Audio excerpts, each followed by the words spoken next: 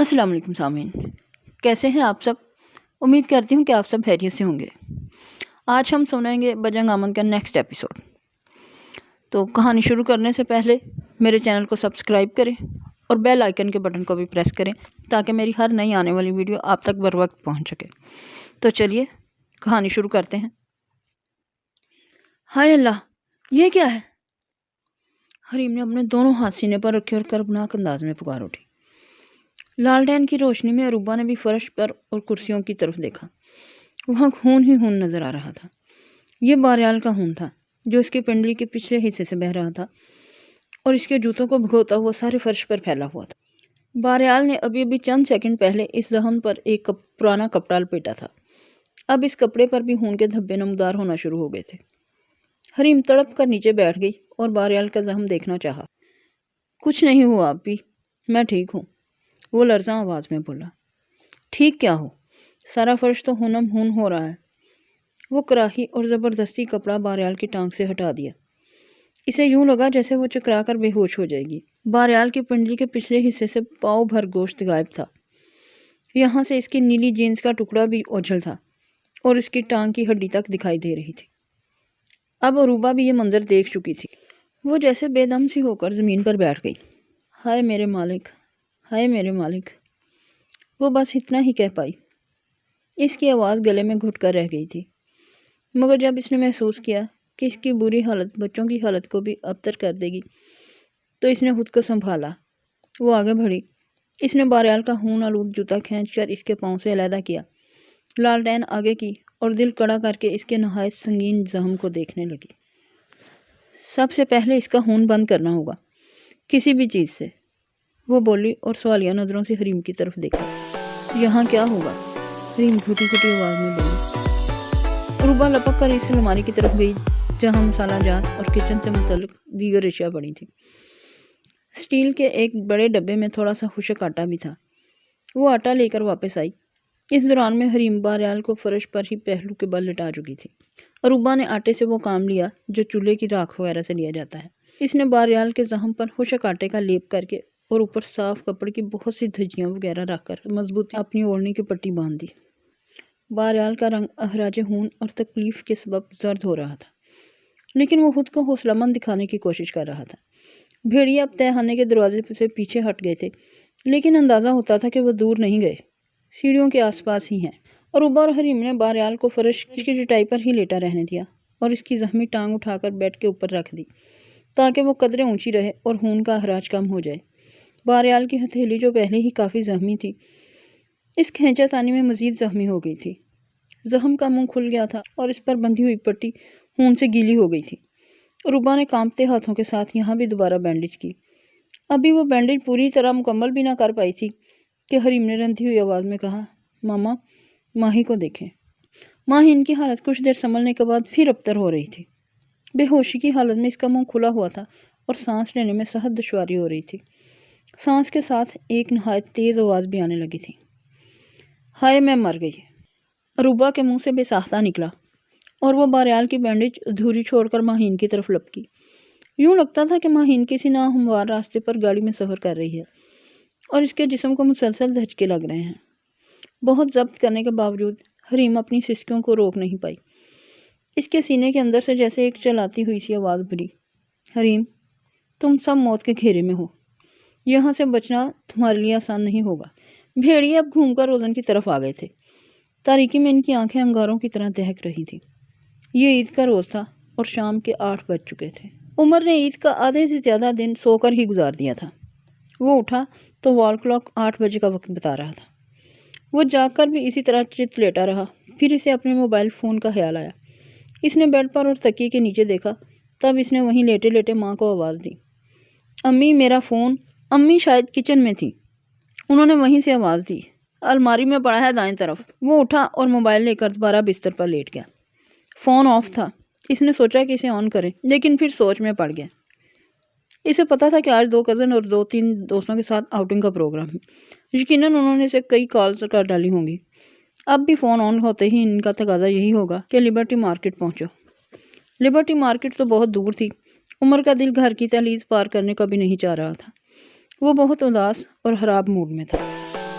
तब इसका ध्यान एक बार फिर हरीम की तरफ चला गया। इसका ख्याल आते ही इसका पूरा सरापा अपनी तमाम जुजियात समेत उमर की आंखों के अंदर समा जाता था। इसके लंबे रेशमी बाल, सतवां नाक, झील सी गहरी और शफाफ आंखें, जिनमें देखकर नज़र हटाने को दिल नहीं चाहता था। कहते हैं कि आइडियल मिलना मुश्किल होते हैं, लेकिन उमर को शायद हूबहू इसका आइडियल मिल गया था। अब ये और बात है कि वो इसको हासिल नहीं कर पा रहा था। कुछ देर सोचने के बाद इसने फ़ोन ऑन कर दिया। ईद आई थी और तकरीबन गुजर गई थी, लेकिन उमर के दिल में अभी भी उम्मीद की एक किरण सी चमकती थी। शायद वो राब्ता करे। फ़ोन ऑन हो गया, स्क्रीन रोशन हुई और फिर उमर के रगों पे में एक करंट सा दौड़ गया। स्क्रीन पर हरीम का एक मैसेज मौजूद था। इसने जल्दी से मैसेज खोला। अल्फाज चिंगारियों की तरह इसकी आंखों में रक्सा हुए। मुझे फ़ौरन कॉल करें, हम शुजा फार्म और चीचा वतनी के रास्ते में एक रेस्ट हाउस में बुरी तरह फंसे हुए हैं। इसने 2 बार मैसेज पढ़ा और फिर अपनी जगह से खड़ा हो गया। इसके हाथ लरज रहे थे। ये मैसेज आज ही 11:10 पर भेजा गया था। ये कोई मजाक तो नहीं हो सकता था। इसने धड़कते दिल के साथ हरीम का नंबर प्रेस किया और एक बार फिर वही मायूस कुन आवाज़ इसके कानों में पड़ी। आपका मतलूबा नंबर फ़िलहाल बंद है, थोड़ी देर बाद कोशिश कीजिए। इसने झलाकर एक बार फिर आंटी रूबा के नंबर पर ट्राई की। वहाँ से भी वही जवाब मिला जो हरीम के नंबर से मिल रहा था। आज सुबह उमर ने अपने छोटे भाई अली से बारियाल का नंबर भी लिया था। इस नंबर पर बेल तो जाती थी, मगर कोई रिसीव नहीं करता था। अली ने बताया था कि बारियाल जब कहीं तफरीह वगैरह के लिए जाता है तो फ़ोन घर पर ही छोड़ जाता है। वो समझता है कि तफरीह में सेल फ़ोन साथ नहीं होना चाहिए। परेशानी के आलम में उमर ने बारियाल को भी ट्राई कर लिया, मगर कुछ फ़ायदा नहीं हुआ। वो फिर बार बार हरीम का नंबर प्रेस करने लगा। सर्दी के बावजूद इसकी पेशानी पर पसीना नमूदार हो गया था। इसका जहन अदील उर्फ आदि की तरफ भी जा रहा था। कहीं ऐसा तो नहीं था कि इस मामले में वही हबीस मुलव्वस हो। इससे कुछ भी बैद नहीं था। मकामी पुलिस कहती थी कि वो कबायली इलाके में रुपोश है, लेकिन लाहौर का अनारकली बाज़ार कबायली इलाका तो नहीं था और 6-7 रोज़ पहले इसे वहाँ देखा गया था। कुछ ही देर में इसने लिबास तब्दील किया और कमरे से निकल आया। समीना ने बेटे को तैयार देखा तो बोली, तुमने तो कहा था कि आज कहीं जाने को दिल नहीं चाह रहा। बस एक ज़रूरी काम याद आ गया है, अभी कुछ देर में आ जाता हूँ। हैरियत वाला काम ही है ना? माँ की आंखों में अनगिनत अंदेशे जाग उठे। जब से आदि के साथ लड़ाई वाला वाक़या हुआ था, ज़रा सी बात पर समीना का दिल खुशक पत्ते की तरह लरजने लगता था। माँ को तसल्ली देकर उमर ने अपनी कल्टस गाड़ी निकाली और तूफ़ानी रफ्तार से हरीम के घर की तरफ दौड़ा दी। वो पड़ोसियों से जानना चाहता था कि इनके पास आंटी रूबा और इनकी फैमिली के बारे में कोई इतला है या नहीं। साथ साथ वो हरीम, आंटी रूबा और बारियाल के फ़ोन्स पर भी ट्राई कर रहा था। इसकी समझ में ये बात नहीं आ रही थी कि अगर वो लोग वाकई किसी मुसीबत में हैं तो फिर इनके फ़ोन बंद क्यों हैं। ख़ास तौर पर हरीम का फ़ोन अब बंद क्यों है। आंटी रूबा के घर पहुंचकर वो सबसे पहले इनकी लैंडलेडी से मिला। उन्होंने भी यही बताया कि इन लोगों को शायद इससे 1 रोज़ पहले आ जाना था, मगर हो सकता है कि प्रोग्राम लंबा हो गया हो। उमर ने पूछा, पिछले 1-2 रोज़ में इनसे कोई रब्ता नहीं हुआ? उमर सीधा लैंडलेडी बोली, कल मैंने ही 2-3 दफ़ा फ़ोन किया था, मगर इनके नंबर्स बंद जा रहे हैं। लड़के बहरहाल के फ़ोन पर बेल जाती है, लेकिन आवाज़ से पता चलता है कि वो अपना मोबाइल घर में ही छोड़ गया है। उमर सीढ़ियाँ चढ़कर ऊपर गया, ऊपर से दीवार से अंदर झांका। पिछले 4-5 रोज़ में हॉकर ने जो अखबार फेंके थे वो इसी तरह सेहन में पड़े हुए थे। इसी दौरान में पड़ोसी मियाँ अहमद भी वहाँ आ गए। उन्होंने भी तकरीबन वही कुछ बताया जो लैंडलेडी बता चुकी थी।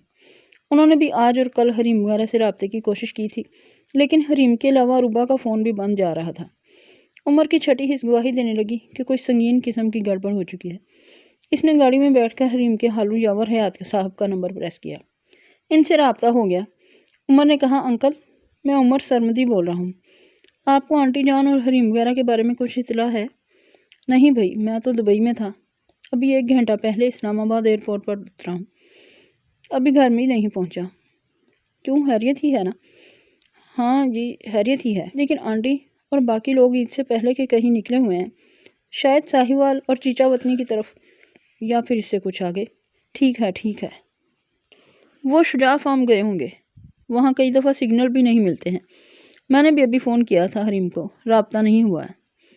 उमर फैसला नहीं कर सका कि वो इस मौका पर यावर हयात साहब को हरीम की संगीन मैसेज के बारे में बताए या नहीं। वैसे भी वो इस वक्त इस्लामाबाद में थे। انہیں یہاں لاہور پہنچتے پہنچتے 5-6 گھنٹے تو لگ ہی جانے تھے۔ عمر کی سمجھ میں کچھ نہیں آ رہا تھا۔ اس نے موبائل نکال کر ایک بار پھر حریم کا میسج پڑھا، مجھے فوراً کال کریں، ہم شجاع فارم اور چیچا وطنی کے راستے میں ایک ریسٹ ہاؤس میں بری طرح پھنسے ہوئے ہیں۔ اس کی دھڑکنیں بے ترتیب ہونے لگیں۔ کہیں ایسا تو نہیں تھا کہ بدکماش عادی نے انہیں اپنے شکنجے میں جکڑ لیا ہو؟ اس کے سینے میں انگارے سے سلگنے لگے۔ کیا اس معاملے میں اسے ابو کو مطلع کرنا چاہیے؟ لیکن ایک بات وہ اچھی طرح سمجھتا تھا کہ اگر ایک دفعہ امی ابو اور خاص طور سے امی کو پتہ چل گیا تو وہ اسے گھر سے باہر قدم بھی نہیں نکالنے دیں گی۔ عادی کا خوف بے طرح ان کے دل اور دماغ پر سوار ہو چکا تھا۔ کریم پور کے قریب عمر کا ایک فارسٹ آفیسر دوست رہتا تھا۔ عمر کا دل چاہا کہ وہ اس سے رابطہ کرے اور اس سے پوچھے کہ چیچا وطنی سے آگے یہ شجاع فارم کہاں اور کس راستے پر واقع ہے۔ وہ اچھی طرح سمجھ رہا تھا کہ اگر حریم وغیرہ کسی مصیبت میں ہیں تو انہیں فوری طور پر مدد کی ضرورت ہے۔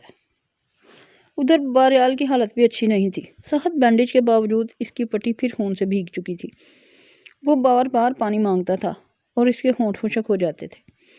حریم اسے ٹینکی کا وہی گدلا سا پانی دینے پر مجبور تھی جسے اب ابالا بھی نہیں جا سکا تھا۔ حریم کو خود بھی ہلکا سا بخار محسوس ہو رہا تھا۔ ماہین کی حالت مزید بگڑی نہیں تھی اور نہ ہی سنبھلی تھی۔ وہ ہر لحظہ ایک آسان سانس کے لیے تڑپ رہی تھی۔ یہ رات کے قریباً 10 بجے کا عمل تھا۔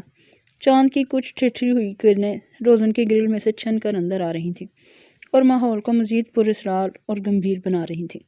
کچھ دیر پہلے حریم ہمت کر کے تحت اور پھر کرسی پر چڑھی تھی۔ اسے روزن سے کچھ ہی فاصلے پر پاپولر کے درخت کے پاس ایک بھیڑیا دکھائی دیا تھا۔ وہ منہ اوپر اٹھا کر ہاؤلنگ کر رہا تھا، وہی طویل آواز جو کانوں کے راستے جسم کے رگوں پہ میں اترتی تھی، جو ایک لرزہ پیدا کرتی تھی۔ اب بھی یہ بھوکے جانور کورس کی صورت میں ویسے ہی آوازیں بلند کر رہے تھے۔ وہ پاپا سے جنگلی جانوروں کے بارے میں بات ہو رہی تھی تو انہوں نے کہا تھا کہ حقیقت میں ایسا نہیں ہوتا۔ بھیڑیوں اور چاند کی روشنی میں کوئی ایسا تعلق سائنسی طور پر ثابت نہیں ہے۔ اس وقت حریم کے وہم و گمان میں بھی نہیں تھا کہ کبھی ایک وقت ایسا بھی آئے گا کہ وہ ایک چاندنی رات میں اپنے اہل خانہ سمیت ہونہار بھوکے بھیڑیوں کے نرگے میں ہوگی اور ان کی خوفناک ہاؤلنگ سن رہی ہوگی۔ ماہین چھوٹے چھوٹے سانس لے رہی تھی اور یہ اس امر کی علامت تھی کہ اس کے پھیپھڑے شاید 50% سے زیادہ کام نہیں کر رہے۔ اسے فوری طور پر انہیلرز اور دیگر ادویات کی ضرورت تھی۔ اس کا سر ماما کی گود میں تھا۔ وہ بے ہوشی کی حالت میں بڑبڑائی۔ اس کی آواز حریم کے کانوں تک پہنچی، میں کہاں ہوں ماما؟ لمبے لمبے پروں والے جنگلی بلے کہاں سے آئے ہیں؟ یہ کیوں رو رہے ہیں؟ ان کو چپ کراؤ ماما، پلیز چپ کراؤ۔ حریم نے دیکھا ماہین کے بے رنگ چہرے پر کرب کے آثار تھے۔ وہ بڑبڑاتے ہوئے بری طرح ہانپ رہی تھی۔ پھر وہ ہچکیاں لینے لگی جیسے رو رہی ہو۔ ماما نے بستر پر لیٹ کر اسے اپنے ساتھ لگا لیا۔ اس کے دونوں کان اپنی ہتھیلیوں سے ڈھانپ دیے اور اپنے ہونٹ اس کی پیشانی پر رکھ دیے۔ حریم نے اپنی حوصلہ مند ماما کو ایسی بے بسی کی حالت میں کبھی نہیں دیکھا تھا۔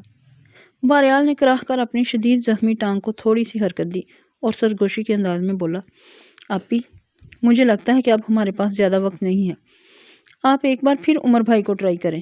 وہ بولی، آپ فون آن کروں گی تو مشکل سے 2-2.5 منٹ کی چارجنگ ہوگی۔ اگر اب بھی رابطہ نہ ہوا تو پھر، لیکن اب تو یہ رسک لینا پڑے گا۔ آپ ماہین کی حالت دیکھ ہی رہی ہیں۔ حریم ہنکارا بھر کر رہ گئی۔ قریباً 5 منٹ بعد اس نے کانپتے ہاتھوں اور دھڑکتے دل کے ساتھ پھر فون آن کیا۔ جو ہی سم کے سگنل نمودار ہوئے، اس نے عمر کا نمبر پریس کیا۔ دوسری طرف سے آواز آئی، آپ کا مطلوبہ نمبر دوسری لائن پر مصروف ہے، تھوڑی دیر بعد کوشش کیجیے۔ او گاڈ، او گاڈ، اس کے ہونٹوں سے بے ساختہ نکلا۔ فون کی اسکرین پر بیٹری کریٹیکلی لو کے الفاظ چمک رہے تھے۔ اس نے جلدی سے فون آف کر دیا۔ کیا ہوا؟ باریال نے سرگوشی میں پوچھا۔ ان کا فون تو آن ہے لیکن وہ کسی سے بات میں مصروف ہے۔ اب کیا کرنا ہے؟ تم ٹھیک کہتے ہو باریال، اب رسک تو لینا ہی پڑے گا۔ 5 منٹ بعد دوبارہ کال کرتے ہیں۔ حریم نے دیکھا ماما ماہین کو اپنے ساتھ چمٹائے لیٹی تھی۔ ان کی آنکھیں بند تھیں۔ سر پر دوپٹے کا انداز بتا رہا تھا کہ وہ اسی حالت میں نماز ادا کر رہی ہیں۔ وہ 5 منٹ کا وقت 5 گھنٹوں کی طرح گزرا۔ جتنی بھی دعائیں حریم کو یاد تھیں وہ اس نے پڑھ ڈالیں۔ وہ جانتی تھی کہ گزرنے والے ہر سیکنڈ کے ساتھ باہر کے لوگوں سے ان کے رابطے کا چانس کم سے کم ہوتا جا رہا ہے۔ آخر اس نے پھر دل کو مضبوط کیا اور فون آن کیا۔ سگنل نمودار ہوتے ہی اس نے عمر کا نمبر پریس کیا۔ 2-3 سیکنڈ بعد وہی دل دوز آواز آئی، آپ کا مطلوبہ نمبر دوسری لائن پر مصروف ہے، تھوڑی دیر بعد کوشش کیجیے۔ حریم کا دل چاہا وہ اس سیل فون کو کھینچ کر دیوار پر دے مارے اور سب خطروں سے بے نیاز ہو کر باہر نکل جائے، اپنی مرتی ہوئی بہن کے لیے مدد ڈھونڈ لائے۔ بہرحال کی ہمت ہی نہیں ہوئی کہ وہ کچھ پوچھ سکے۔ وہ دونوں جیسے پتھرائے ہوئے تھے۔ فون آن تھا۔ 25-30 نہایت قیمتی سیکنڈ ضائع کرنے کے بعد حریم نے ایک اور کوشش کی۔ شاید یہ قبولیت کی گھڑیاں ہی نہیں تھی۔ اس کوشش کا نتیجہ بھی وہی نکلا۔ عمر ابھی تک دوسری لائن پر مصروف تھا۔ حریم کے موبائل کی اسکرین اب کسی وقت بھی بجھ سکتی تھی۔ اس نے ایک آہ بھر کر فون آف کر دیا۔ پتہ نہیں کہ کہاں اتنی لمبی بات کر رہا تھا ڈاکٹر عمر۔ حریم نے بے پناہ کرب کے ساتھ سوچا اور اس کی آنکھیں آنسوؤں سے لبالب بھر گئیں۔ اسے معلوم نہیں تھا کہ عمر اس وقت اسی کے لیے بھاگ دوڑ کر رہا ہے۔ یہی وہ وقت تھا جب عمر نے اپنے اس فارسٹ آفیسر دوست سے ٹیلی فونک رابطہ کر رکھا تھا اور اس سے شجاع فارم اور ارد گرد کے علاقے کے بارے میں ضروری معلومات حاصل کر رہا تھا۔ بہرحال بھی ایک دم خاموش سا ہو گیا تھا۔ یوں محسوس ہوتا تھا کہ اس کے اندر یکایک کوئی چیز بجھ گئی ہے۔ شاید یہ رہائی اور زندگی کی امید تھی۔ بہرحال کی حرکات و سکنات سے ظاہر ہوتا تھا کہ اس کی نکاہت بڑھتی جا رہی ہے۔ مسلسل فاقے سے پیدا ہونے والی نکاہت ہی کچھ کم نہیں تھی، اوپر سے اس کا بہت سا خون ضائع ہو چکا تھا۔ نکاہت کی کچھ ایسی ہی کیفیت شاید حریم کی ماما پر بھی جاری تھی۔ پچھلے 3-4 گھنٹے سے حریم محسوس کر رہی تھی کہ وہ اشد ضرورت کے تحت ہی بات کرتی ہیں، بس پپڑی جمے ہونٹوں کے ساتھ کچھ پڑھتی رہتی ہیں یا دیوار سے ٹیک لگا کر آنکھیں بند کر لیتی ہیں۔ یہ وہ لمحے تھے جب حریم نے پہلی بار اپنا حوصلہ ٹوٹتا ہوا محسوس کیا۔ ابھی عید کا دن گزرا تھا اور یہ عید کی رات تھی۔ اگلے کم از کم 2 روز تک تو کوئی امید نہیں تھی کہ اس ریسٹ ہاؤس کا کوئی ملازم چھٹیوں سے واپس آئے گا، اور شاید بجلی واپس آنے کی بھی کوئی امید نہیں تھی۔ یہی لگتا تھا کہ اس تنہا عمارت تک بجلی کی اکلوتی لائن آتی ہے۔ باحیثیت لوگ عام طور سے پرائیویٹ طور پر ایسی لائن کا انتظام کر لیتے ہیں۔ حریم کا جسم بخار میں پھنک رہا تھا۔